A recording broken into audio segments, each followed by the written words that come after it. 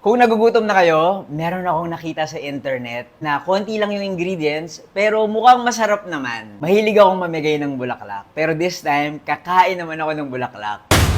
Parang sagwa pa kayong gano'n, no? Pero hindi talaga. Ang kakainin ko talaga ay itlog.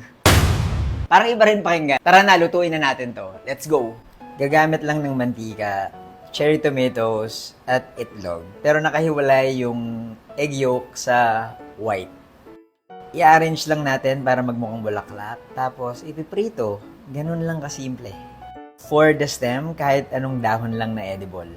Ako nga pala si Buji at mahilig akong mag-story time.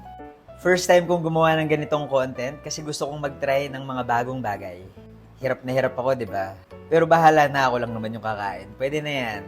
Maganda naman. Kakainin ko na siya, ano kaya yung lasa ng ginawa kong bulaklak. Hindi ako magaling magluto, pero mahilig akong kumain. Wow, ubos ka agad. Gutom yarn. Ayos. Lasang itlog na may kamatis, na may dahon. Sarap. Cute lang siya. Follow nyo ako para sa mga susunod kong susubukan or mag-comment kayo kung ano yung pwede kong itry next. Hindi ko alam kung okay ba yung description ko.